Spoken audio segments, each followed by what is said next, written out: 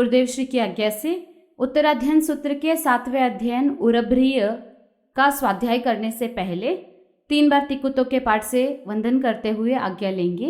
तिकुतो आयाहीनम पयाहीनम करेमि वंदामि नमुम स्वामी सक्कारेमि समाणेमि कल्याणम मंगलम देवयम चेय्यम पज्वा स्वामी मथेन वंदामि। तिकुतो आयाहीनम पयाहीनम करेमि वंदामि नमुम स्वामी सक्कारेमि समाणेमि कल्याणम मंगलम देवयम चेय्यम पज्वा स्वामी मथेन वंदामि। तिकुतो आयाहीनम पयाहीनम करेमि वंदामि नमुम स्वामी सक्कारेमि समाणेमि कल्याणम मंगलम देवयम चेय्यम पज्वा स्वामी मथेन वंदामि। अहो गुरु महाराज, स्वाध्याय करने की आज्ञा है। सप्तमम अध्ययन उरभ्रिय। प्रस्तुत 7वें अध्ययन का नाम उरभ्रिय है। यह नामकरण उरभ्र के दृष्टांत के आधार पर हुआ है। समवायांग तथा उत्तराध्ययन निरुक्ति में इसका नाम उरभिज्जम है, किंतु अनुयोग द्वार में इसे एलइज्जम कहा गया है। प्रस्तुत अध्ययन की प्रथम गाथा में भी एलयम शब्द का प्रयोग हुआ है, तो इस 7वें अध्ययन का नाम उरभ्रिय भी दिखता है और एलयम भी दिखाई देता है। उरभ्र और एलक दोनों ही शब्द पर्यायवाची है। इनका अर्थ है भेड़ का बच्चा यानी मेमना। अतः दोनों ही नाम एक ही भाव को स्पष्ट करते हैं। श्रमण संस्कृति का मूल स्वर त्याग और विरक्ति है। विरक्ति काम भोगों से, इंद्रिय विषयों से। इंद्रिय और इनसे प्राप्त होने वाला सुख स्थायी नहीं है, क्षणिक है। इस क्षणिकता को जानते हुए भी साधारण मानव अल्पकालिक सुख भोग के लोभ को त्याग नहीं कर पाता। लेकिन इस अध्ययन द्वारा साधक को सावधान किया गया है कि तुच्छ एवं क्षणिक सुखों के प्रलोभन में वह अपनी बड़ी हानि न कर ले। इंद्रिय आसक्ति के दुष्परिणामों तथा कटु फलों को बताने के लिए इस अध्ययन में 5 व्यावहारिक दृष्टांत दिए गए हैं, एग्जाम्पल्स दिए गए हैं। दृष्टांतों की मुख्यता के कारण यह अध्ययन दृष्टांत प्रधान हो गया है। तो सबसे पहला दृष्टांत है काम भोग का कटुफल। किसी धनी पुरुष के पास एक गाय और उसका बछड़ा था तथा उसने एक मेमना यानी भेड़ का बच्चा भी पाल रखा था। वह गाय बछड़े को सूखी घास देता और मेमने को खूब अच्छा पौष्टिक स्वादिष्ट भोजन देता, स्नान कराता, शरीर पर प्यार से हाथ फिराता। कुछ ही दिनों में मेमना मोटा ताजा हो गया, उसके शरीर पर मांस चढ़ गया, वह तुंदिल हो गया। बछड़ा मालिक के इस भेदपूर्ण व्यवहार को देखता एक दिन उसने माँ यानी अपनी गाय माँ से उदास निराश स्वर में शिकायत की, कंप्लेंट की। माँ देखो, मालिक मेमने को कितना प्यार करता है, कैसा पौष्टिक भोजन देता है। कुछ ही दिनों में वह कैसा मोटा ताजा हो गया है और हमें सूखी घास देता है, जबकि तुम तो मालिक को दूध भी देती हो, फिर भी वह हमारे साथ ऐसा व्यवहार क्यों करता है। अनुभवी गाय ने प्यार से बछड़े को दुलारते हुए कहा, वत्स, यह मेमना आतुर लक्षण है, इसकी मृत्यु निकट है, यह मृत्यु की प्रतीक्षा कर रहा है। इसे जो प्यार और अच्छा भोजन मिल रहा है उसके पीछे मालिक का क्षुद्र स्वार्थ है, क्रूअल भावना है, क्रूअल्टी है, वायलेंस है। कुछ ही दिनों में इसका परिणाम तुम खुद ही देख लोगे। कुछ दिन बीते, मालिक के घर पर मेहमान आ गए। बस वही उस मेमने का अंतिम दिन सिद्ध हुआ। स्वामी ने मेहमान की खातिरदारी के लिए उसे काटा और उसके मांस से अतिथि का सत्कार किया, उसे खिलाया और मालिक के परिवार ने भी खाया। निर्दयता पूर्वक मेमने के वध को देखकर बछड़ा घबरा गया, उसका रोम रोम कांपने लगा। माँ के आंचल में अपना मुंह छुपाते हुए उसने कहा, माँ, आज मालिक ने अपने लाडले मेमने को मार दिया, क्या मैं भी किसी दिन इसी तरह मार दिया जाऊंगा। गाय ने अपने वत्स बछड़े को दुलारते हुए पुचकारते हुए कहा, नहीं बेटा, तू क्यों काटा जाएगा, तू तो सूखी घास खाता है। जो रूखा सूखा खाते हैं उन्हें ऐसा भयंकर फल नहीं भोगना पड़ता। जो मन चाहे सुस्वादु भोजन करते हैं, ऐश करते हैं, इंद्रिय विषयों में लंपट बने रहते हैं, उन्हीं को ऐसे भयंकर परिणाम भोगने पड़ते हैं। छुरी उन्हीं के गले पर चलती है जो आसक्त होते हैं। माँ, गाय का आश्वासन पाकर बछड़ा शांत हो गया। इस दृष्टांत का आशय साधक को इंद्रिय विषयों और काम भोगों के कटु फल दिखाकर उनसे विरक्त करना है। क्योंकि भोगों की ओर रुचि भी साधक जीवन को नष्ट कर देती है। आत्मबंधुओं, इस दृष्टांत को सुनने के बाद मन में ये चिंतन जरूर होता है कि जिस तरह से गाय माँ ने अपने बछड़े को कहा कि जो व्यक्ति लोभी होता है, जो आसक्ति होता है, जो जीव, व्यक्ति ही नहीं प्राणी मात्र के मन में किसी में भी आसक्ति हो, इंद्रिय विषयों के अंदर डूबा हुआ रहे, तो वो अपने मृत्यु को निकट देख सकता है। लेकिन आज के ज़माने में मूक पशुओं की हालत क्या हो रही है वो आपसे छुपी हुई नहीं है। इसके पीछे भी भगवान ने जो कारण बताया है वो ही है। इंसान अपने लोभ की पूर्ति के लिए, धन ऐश्वर्य की प्राप्ति के लिए, कम टाइम में ज़्यादा पैसा कमाने के लालच में मूक पशुओं की बलि चढ़ा रहा है, मूक पशुओं को प्राणघात कर रहा है। इसीलिए प्रभु महावीर स्वामी कहते हैं कि आसक्ति से ऊपर उठ जाओ, लोभ से ऊपर उठ जाओ। जब लोभ से ऊपर उठ जाओगे, इंद्रिय विषयों से मुक्त हो जाओगे, तो धन के प्रति जो आसक्ति है, शरीर के प्रति जो आसक्ति है, वो छूट जाएगी। और जिस दिन आप डिटैच्ड हो जाओगे, उस दिन आपकी आत्मा का उत्थान अवश्यम भावी पॉसिबल है। दूसरा दृष्टांत है अल्प के लिए अधिक को गवाना।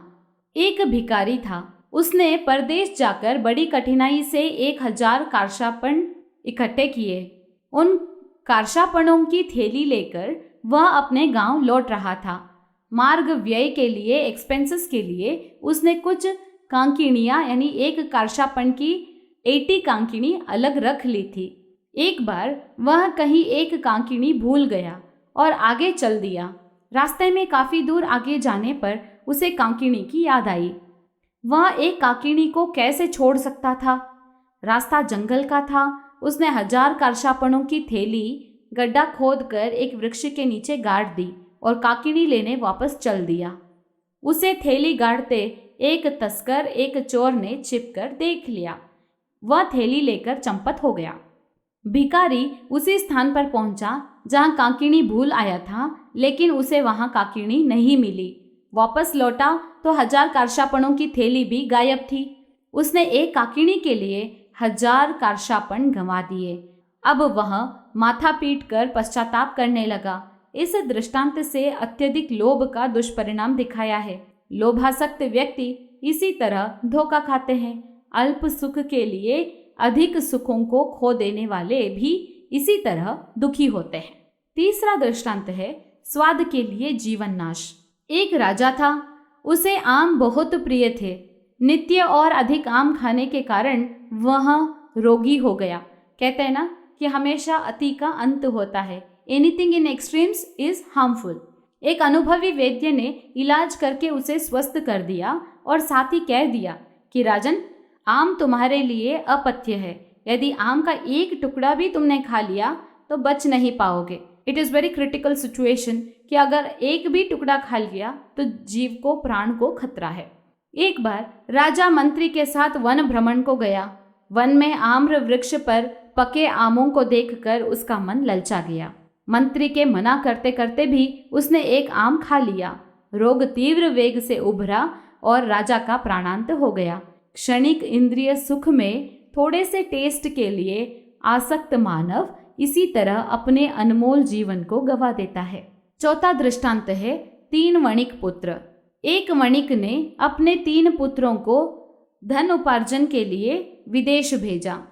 प्रत्येक को 1,000 कार्शापण दिए और कहा कि 1 वर्ष बाद आकर मुझे बताना कि किसने कितना धन कमाया। तीनों भाई धन लेकर विदेश चले गए। प्रथम पुत्र ने सोचा, पास में धन है तो जिंदगी का कुछ मजा ले लूं, बाद में धन कमा लूंगा। वह आमोद प्रमोद में, मौज शौक में पड़ गया। उसकी सारी पूंजी, कैपिटल खत्म हो गई। दूसरे ने पूंजी ब्याज पर लगा दी और ब्याज से अपना खर्चा चलाता रहा। उसकी मूल पूंजी सुरक्षित रही। तीसरे ने उस पूंजी से व्यापार किया, बिजनेस किया। व्यापारे वसति लक्ष्मी के अनुसार उसने खूब लाभ कमाया, अपनी पूंजी कई गुना अधिक बढ़ा ली। 1 वर्ष बाद जब तीनों पुत्र पिता के पास पहुंचे तो पहला फटेहाल था, उसने मूल पूंजी भी गवा दी। दूसरे ने मूल पूंजी सुरक्षित रखी और तीसरे ने कई गुनी पूंजी पिता के समक्ष रख दी। शास्त्रकार कहते हैं यह व्यवहार की उपमा है। धार्मिक क्षेत्र में मनुष्य जन्म मूल पूंजी है। देवगति इससे लाभ का उपार्जन है। पूंजी की हानि नरक तिर्यंच गति की प्राप्ति है। यह दृष्टांत मनुष्य जन्म पाकर शुभ और शुद्ध आचरण, पुण्य उपार्जन तथा कर्मक्षय की प्रेरणा देता है। पांचवा दृष्टांत है दिव्य और मानव सुखों की तुलना। इस दृष्टांत में मानव और देवों के सुखों की तुलना की गई है। देवों के सुखों को सागर के समान और मानवीय सुखों को कुश के अग्रभाग पर लटकी हुई ओस की बूंद के समान बताया गया है। इन दृष्टांतों में बहुत ही गहन रहस्य भर दिया गया है। प्रस्तुत अध्ययन में 30 गाथाएं हैं, तो प्रस्तुत है 7वां अध्ययन उरभ्रिय अथवा एलयम। एलयम नामम सप्तमम अध्ययनम। जहाँ एसम समुद्दिश्य कोई पोसे जयेलयम ओयनम जवसम देजा पोसे जवि सयंगणे तओ से पुटे परिवूढ़े जाय में महोयरे पीणीये विउले देहे आये संपरि कंखये जावणयै आये से ताव जीवई से दुही अह पतमी आये से सीसम छेतुण भुंजई जहाँ से खलु रभे आये साये समीहिये एवं बाले अहम मिठे इह नरया ऊयम हिंसे बाले मुसावाई अदानमि विलोवये अन्न दत्त हरे तेणे माई कणु हरे सढ़े इति विषय गिद्देय महारंभ परिगहे भुंज माणे सुरम मनसम परिवूढ़े परंदमे अय ककर भोय तुंदीले चिय लोहिये आऊयम नरये कंखे जहाय संवयेलये आसनम शयनम जानम वित्तम कामेय भुंजिया दुस्साहडम धनम हिच्चा बहुम संचिनीय रयम तवो कम गुरु जंतु पच्चूपन्न परायणे अयेव आगया ऐसे मरणंतम सोयई तवो आउ परिखिणे चुया देह विहिंसगा आसूरियम दिसं बाला गच्छन्ति अवसतमम जहा कागिनीये हेउम सह संहारये नरो अपथम अंबगम भोचा राय रजंतु हारये एवं मानुसगा कामा देव कामान अंतिये सह सगुणिया भुजो आऊम कामय दिव्या अनेक वासाण उया जासा पणवोठी जायम जियंती दुमेहा उणे वासा सयाऊये जहायति निवाणीय मूलम घेतूर्ण निगया एगोत्थलहई लाभम एगो मूलेन आगवो एगो मूलं पिहारिता आगवो तत्वाणियो ववहारे उवमयेसा एवं धम्य वियानः मानो सतं भवे मूलं लाभो देव गई भवे मूलचेण जीवाणं नरगतिरिखतनं दुवं दुह ओ गई बालस आवैवह मूलिया देवतं मानो सतं च जमजिये लोलया सढ़े तवो जिये सईम होई दुवी हम दुगईम गए दुल्हा तस उमगा अद्दाए सुचिरा दवी एवं जियम सपे हाये तुलीय बालम चपंडियम मूलियम ते पवे संति मानुसम जोणी मेंतिजे वे माया हिम सिक्काहिम जेन रागी ही सुवया उवेंती मानुसम जोणिम कम सच्चा हु पाणीनो जैसेम तुवी उला सिखा मूलियम ते ऐच्छिया शीलवंत सविशेषा अदीन जंति देवयम एव मदीनवं भिक्खु अगारिं च वियाणीया कहर्नु जिच्च मे लिखम जिच्च मानेन संविदे जहा कुसगे उदगम समुद्रेण समं मिणे एवं मानुसगा कामा देव कामाण अंतिये कुसगमेत्तई मे कामा सन्निरुद्धं मियाऊये कस हेउम पुरा काउम जोग खेमम न संविदे इह कामाणी यटस अतठे अवरजई सोचाणे आऊयम मगम जंबु जो परिभसई इह कामाणी अठस अतठे नावरजई पुई देह निरोहेणम भवे देवेति मे सुयम इढी जुई जसो वण्णो आऊम सुह मणुतरम भुजो जथ मणुसेसु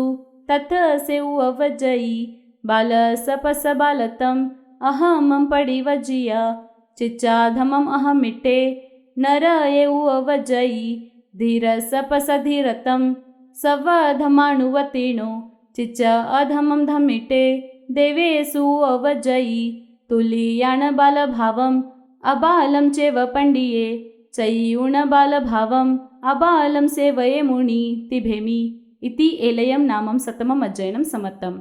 स्वाध्याय के पश्चात ज्ञान के अतिचार का पाठ, आगमे तिविहे का पाठ अवश्य बोले। इस पाठ के लिए सजेशन बॉक्स में दिए गए लिंक पर अवश्य क्लिक करके ज्ञान अतिचार के पाठ का पाठ करें। इसी मंगल भावना के साथ बोलिए श्री जैन धर्म की जय।